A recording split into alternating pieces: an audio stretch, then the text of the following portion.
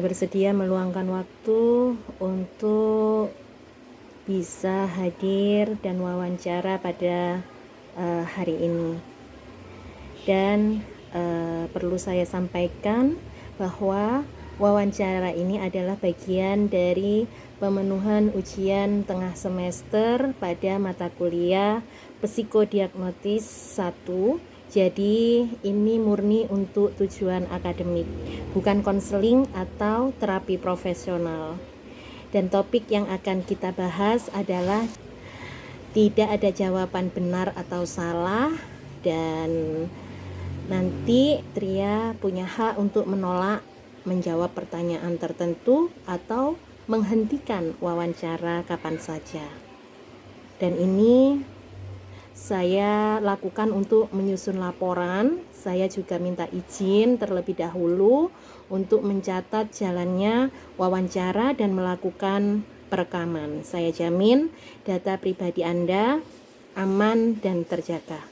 Seperti yang sudah saya sampaikan sebelumnya bahwa wawancara ini merupakan bagian dari tugas kuliah dan latihan pembelajaran dalam mata kuliah keterampilan wawancara psikologis, sehingga kegiatan ini bukan merupakan asesmen profesional maupun proses diagnosis psikologis, ya. Tujuan wawancara ini adalah untuk melatih kemampuan komunikasi, keterampilan mendengar aktif, serta memahami pengalaman psikologis individu secara umum. Dan wawancara ini akan dilakukan kurang lebih 10 sampai 15 menit. Terima kasih.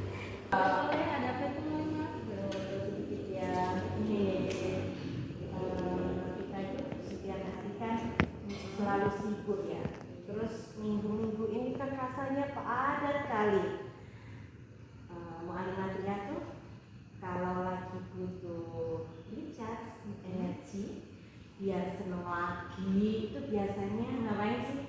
Nah, saya yang paling kalau lagi merecharge energi itu ya, saya bisa melakukan kegiatan-kegiatan yang menurut saya tuh happy. Contohnya kalau saya tuh olahraga, jalan sore, kemudian saya baca-baca novel. Ya, novel? Iya, saya suka baca novel Malimah. Iya, saya suka baca novel, apalagi novelnya itu cerita tentang drama yang percintaan. Karena saya kan Gen Z ya Malimah ya. Iya, betul. Terus selain itu apa lagi? Pada aktivitas? Kalau aktivitas tuh mungkin saya lebih bersih-bersihkan ruangan, tata-tata meja yang menurut saya kurang pada posisinya, bersih-bersih ruangan-ruangan, ganti model tempat tidur gitu-gitu sih Malimah kalau saya. Asik banget. Berarti bener banget ya, kalau psikologi positif itu kan emang bilang kalau hal-hal kecil yang kita nikmati secara sadar itu biasanya mindfulness itu bisa jadi booster bahagia yang efektif ya. Iya benar Malimah. Ya nggak sih? Iya. Nggak harus liburan mewah kan? Tidak perlu. Iya itu. Berarti sama kayak saya dong. Kalau Malimah sendiri apa kegiatannya menurut Malimah yang bikin diri Malimah tuh happy lagi ketika banyak tugas-tugas? Ya kalau saya sendiri di sini kan saya sibuk banget ya, apalagi ini menjelang akreditasi.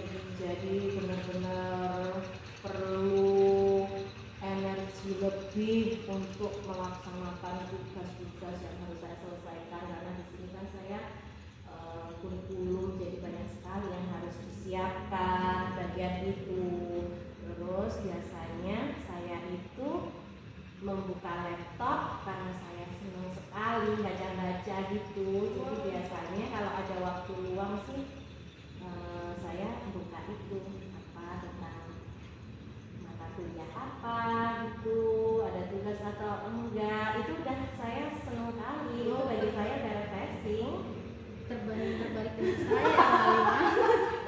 Kalau saya mungkin itu tugas-tugas itu saya hindari sebisa. Saya di usia saya yang sekarang dorongan karena kewajiban harus menyelesaikan tugas-tugas atau apa, tapi yang jelas kalau ada waktu luang saya sempatkan sebisa mungkin untuk bisa buka iKelas itu hobi saya sekarang. Jadi kalau udah bisa buka iKelas, apalagi sampai bisa menyelesaikan tugas di dalamnya, itu udah lega, kayak berkurang beban gitu.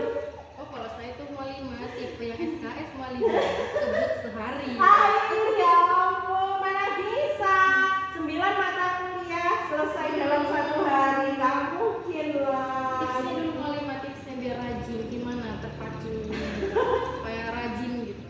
Ya, yang pertama saya itu biasanya kalau sudah bisa mengerjakan ini panggilan hati. Yang pertama itu panggilan hati, karena saya itu memang seneng di dunia ini, di dunia sekolah-sekolah dulu lah. Itu memang keinginan saya dari awal dan saya senang sekali. Kalau sudah itu ya udah, energi itu bisa kayak bangkit gitu.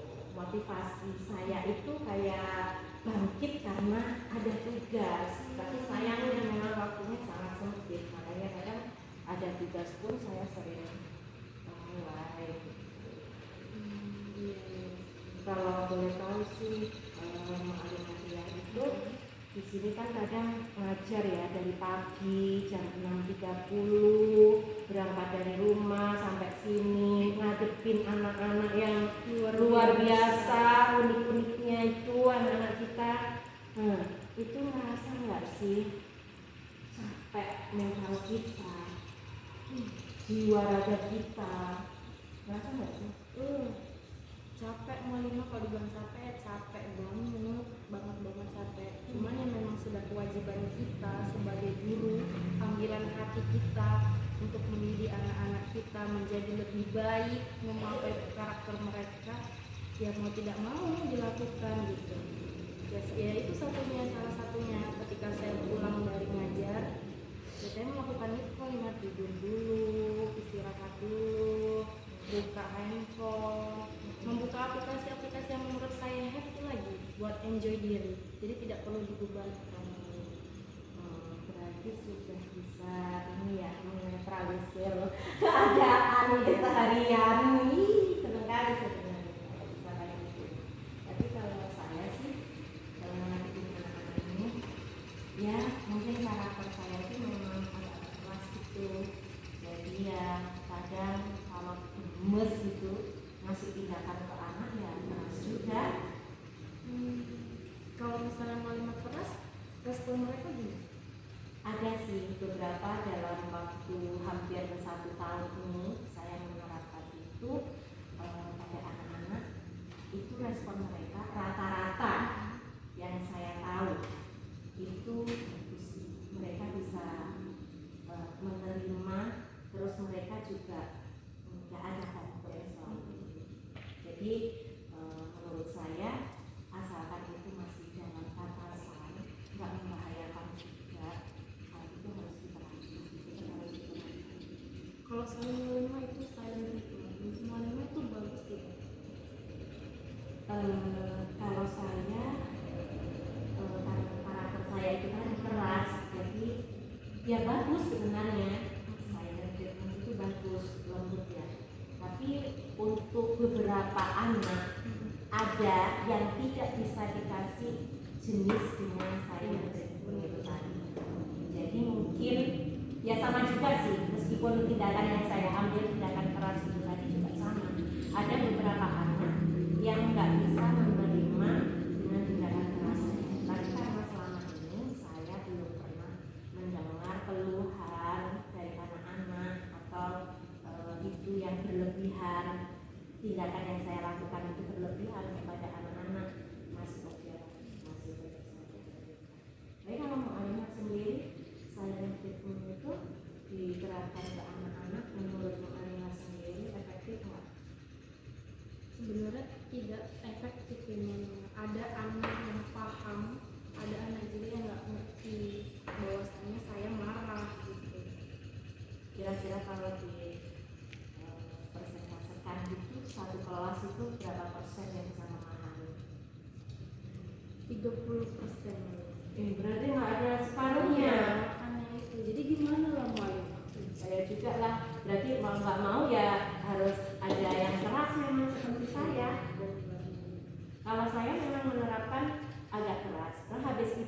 biasanya dalam akhir pembelajaran, misalkan dalam ujian semester, itu saya seringkali menerapkan kepada anak-anak, terutama dalam materi belajar saya, mata pelajaran saya, itu anak-anak saya bikin supaya mereka jerah. Dan yang saya lihat, mereka itu bisa jerah, ada dendanya.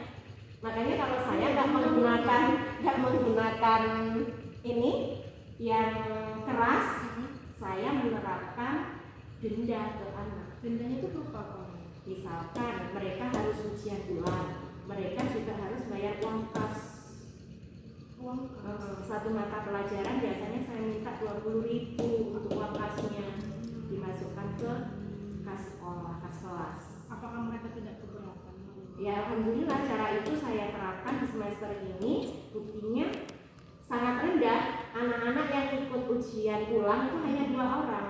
Yang sebelumnya 50% lebih, ternyata saya terapkan itu hanya mencapai gak ada 10%-nya, hanya 5%. Berarti kan ada efek jerah di situ. Makanya untuk berikutnya nanti akhir semester ini akan saya terapkan lagi hal itu. Mungkin saya akan mengikuti jurus 55 biar bisa ini anak-anak. Ya itu aja sih, kita kan sama-sama aktivitasnya setiap hari full ya. Jadi mungkin yang terbaik, yang mana yang terbaik buat anak-anak itulah yang kita jalankan. Thank you ya. Terima kasih.